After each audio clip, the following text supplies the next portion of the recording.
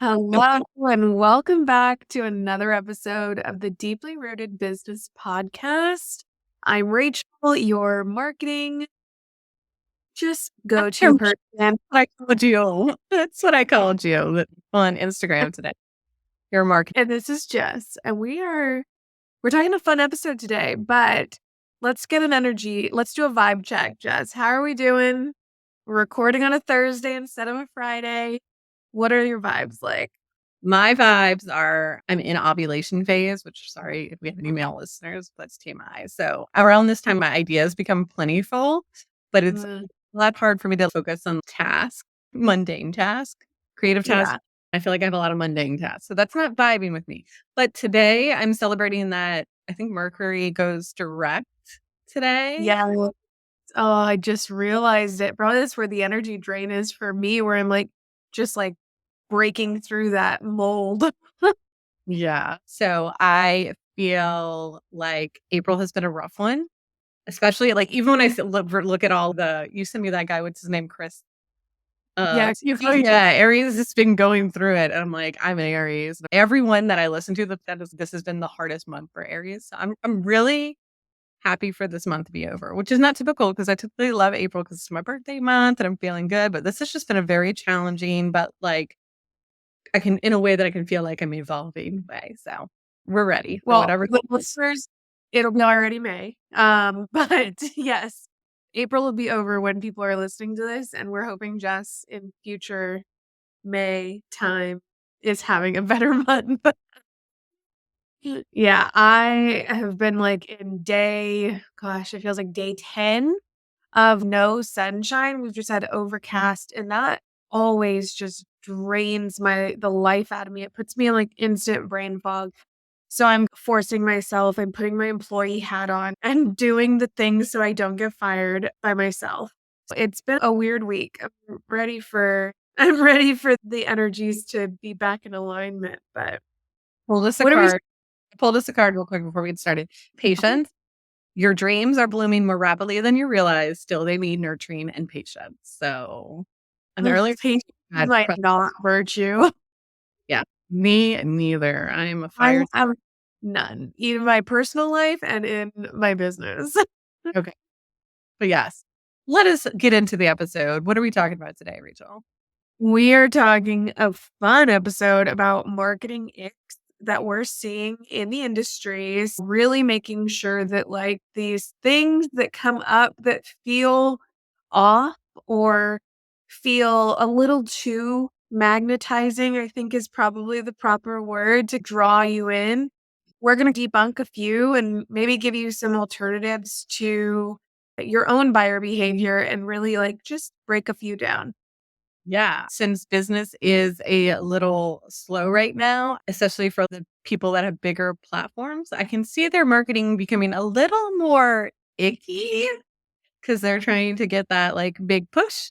So hopefully I had a temporary loss of sanity this week where I wanted to invest in something that was $4,000 and I messaged Rachel and she's that's a lot of money. And then asked me some questions to help me find clarity that this was not actually what I wanted. I had just gotten swept up into the marketing things. Because the thing about it is some of these people are really great marketers and can convince you that something is for you, even if it is not for you. So, I mean, I know we're going to go through some of the remedies, but definitely recommend if you do not have a business partner, having a business bestie who knows a lot about you and your business that you can run big investments like this through and get their feedback on it first. Yeah, that's so funny. All right, let's get into the first one. So this one, I think, oh my gosh, I've been avoiding it for I think my entire business. I've done a really good job at not doing it.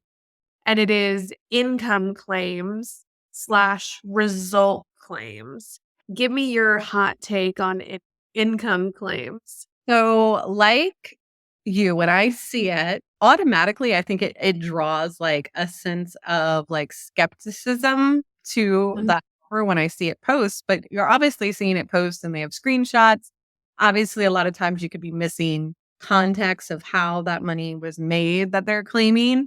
So I think it automatically gives me some caution. But at the same time, our businesses are expected, when people invest to work with us, they're expected to see some sort of ROI. So being able to claim some or part of the success that someone you work had is a major part of your marketing. So I go back and forth with it. I recently started just posting some screenshots to see like the reaction I got from people. I made sure to add a lot of clarity and like case study around what had actually happened in that business and how I contributed as part of a team to that success. And it did get a lot of traction. So it obviously works, but I think it's all about finding the balance. How do you feel about it? Yeah, there is definitely that balance, right? I think a lot of people, if that's their entire sales strategy, red flag, immediate red flag. If they don't really have the transparency or the depth to provide insight into how those income claims came to light, but everything is just gated behind a course or whatever, that's some real issues. My other side of it, and this is one of the things that I've personally taken a stance against in my own business, is like in my own marketing too, is that I have clients who make 150K on launches. That's a normal number for them. And even though I contributed to it, that is not my win to like, to pull. That is so much more than there's an ecosystem that's supporting it. And a good business should understand that it's not just one post, one email, one automation that really creates these types of impactful results. And so for me, my transparency is that I am one person on my clients' teams, and my strategies are impactful. Quantifiably, I can't bring a number to it to say X amount of sales came from email because we don't know how many people are watching on social or are engaging in the DMs or anything like that. So I think there's just so many layers to it that it just becomes like sticky in order to like actually root down into how much that person actually gave into it, right? Yeah. And I always feel like there can be a one off where you have a great day or a great launch, but consistency over time that builds a peaceful, profitable, predictable business and creates sustainable success. So I think that's the real win is that Mhm. you do it year over year, launch over launch. Can you make those continuous improvements where it's not just oh, we made this much money and now we can never recreate it again. It's can you continuously produce those results? I feel like that's the real win because that's how you get a sustainable business. Yeah. And before anyone comes for me and says, I see your reels and you're posting screenshots of the conversion rates that your clients like, that is something like what Jess just said. Like, those are their conversion rates every single month. And I made damn sure that we had 6 months of those conversions before I actually shared it with the world.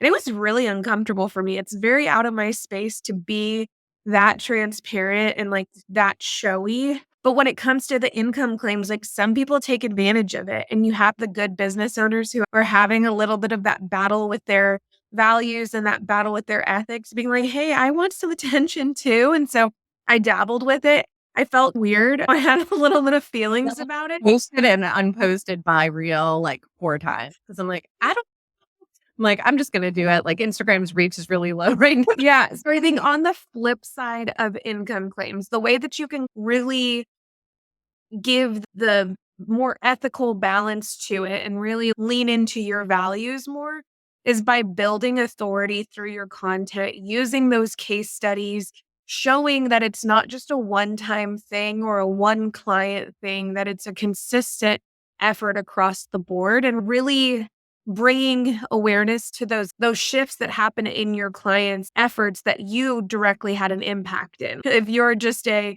I was gonna give an example, but I don't wanna, like, make fun of anybody else's niche or anything, so we can go. Well, I think But yeah.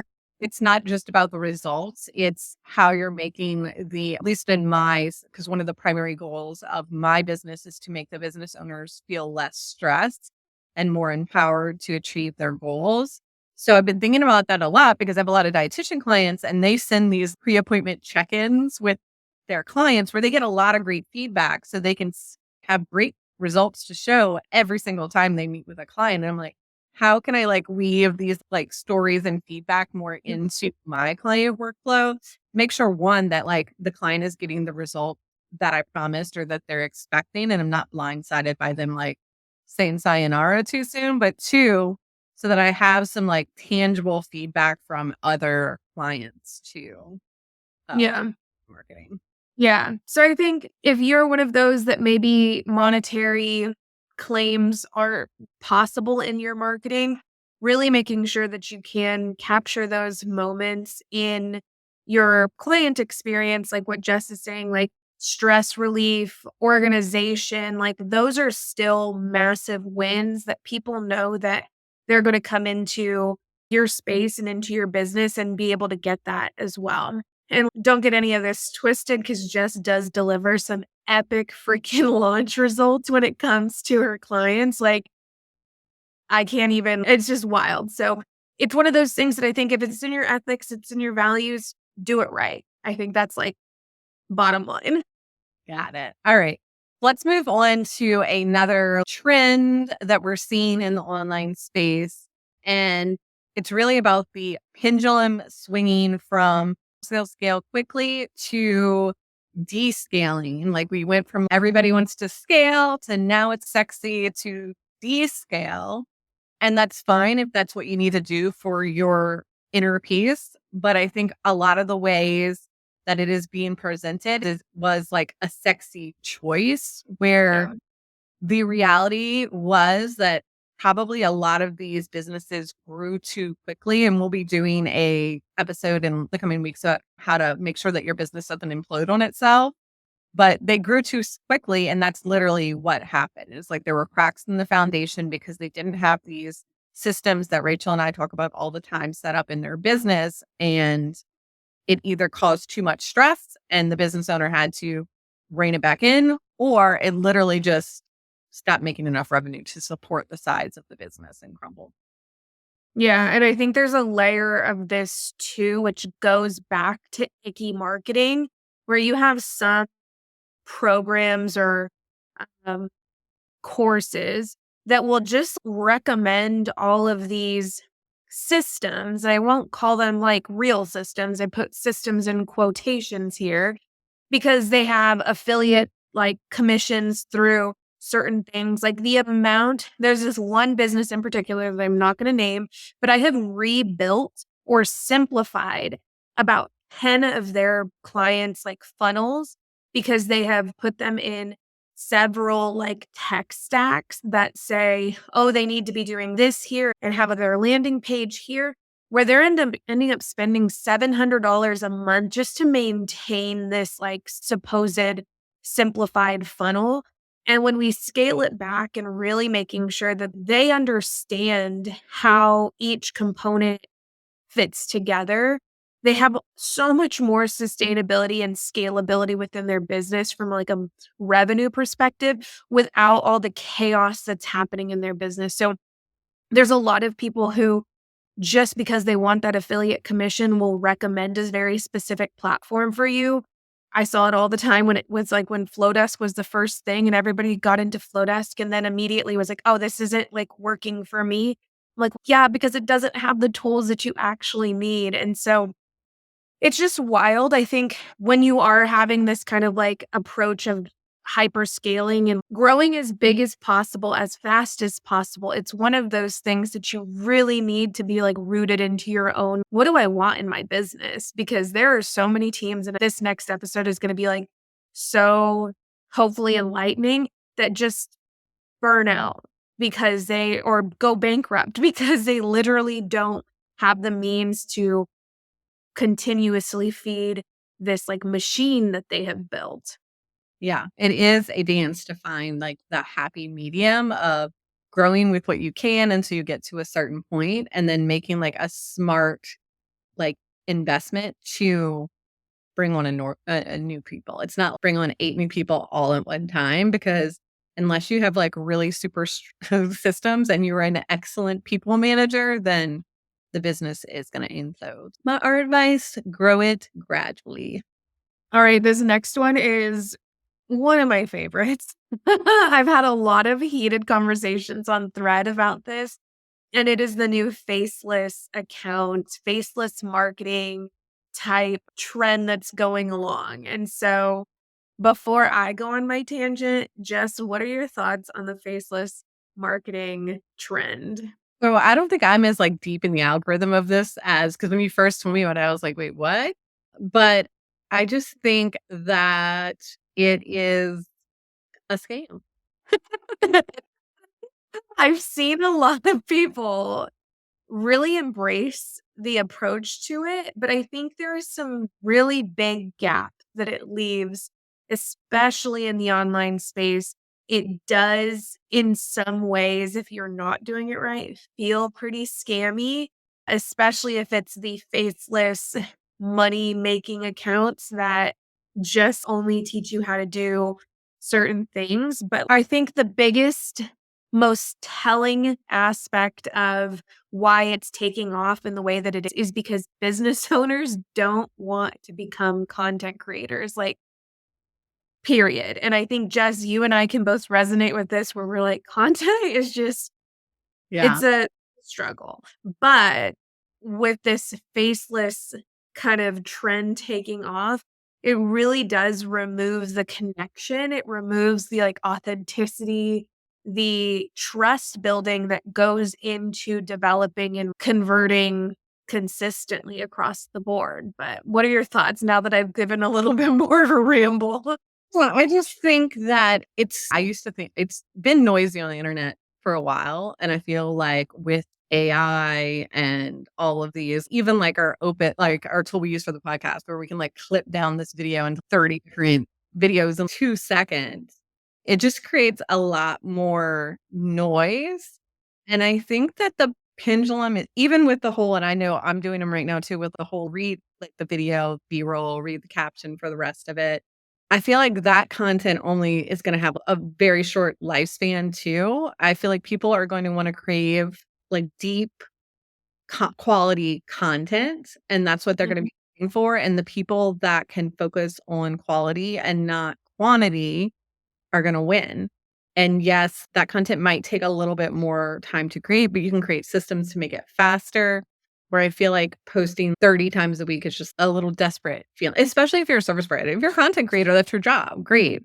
But if you're a service provider, there are so many other alternatives to posting that much content to grow your business. And honestly, what I've seen work in the back end of most of my clients' business is like other methods besides just posting faceless stuff. I feel like people are craving connection right now. I know I am. Talk I know. I think it really like when you can resonate with someone's life, I think it makes it easier to lean into trusting them a little bit more. And I think my problem with the whole faceless thing is that when you are not focused on building trust and when you're not focused on really that connection side of things, which we know converts really well. We know when you have connections with your audience, like you can convert and do more like impactful things. You can scale and you can do all of that. When you don't have that connection, you are almost immediately like you almost have to rely on those kind of like icky like income claims. You have to rely on unethical marketing tactics.